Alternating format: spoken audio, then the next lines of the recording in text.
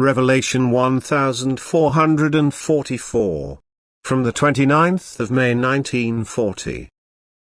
Untruthfulness is an obstacle to reception.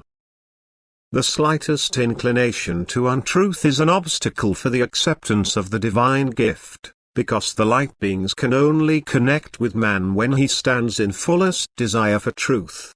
For since they are bearers of divine truth, they can only impart it to a man who absolutely desires truth, and therefore an untruthful earthly child can never accept the pure truth, because the light being can no longer impart it.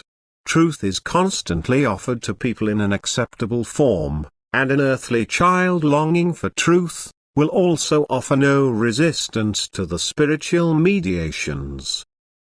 However, as the lie has found entrance, man is no longer suitable as a mediator of divine truth.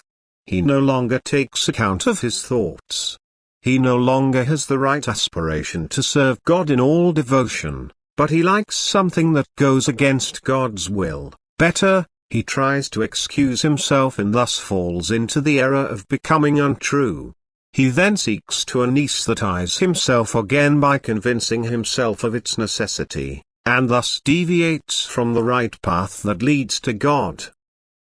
This is such a momentous step, that one cannot warn enough against it, because only he who desires to stand in the fullest truth can establish the connection with God, as the eternal truth himself. And therefore the guarantee for the truthfulness of the words coming from above will always be given when man's desire is exclusively to receive this truth.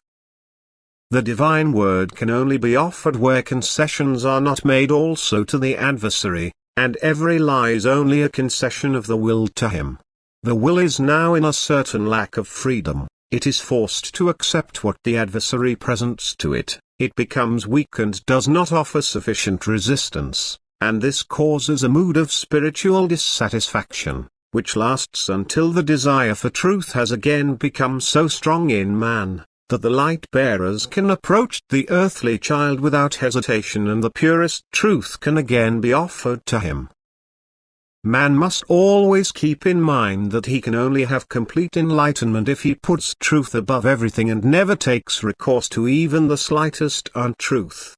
For otherwise he denies access to the light beings, and they cannot express themselves in this way, for only where the desire for truth is predominant can the pure truth be offered from above. Therefore avoid lies and always strive for the fullest truth, so that you will be worthy of the divine gift of grace. Amen.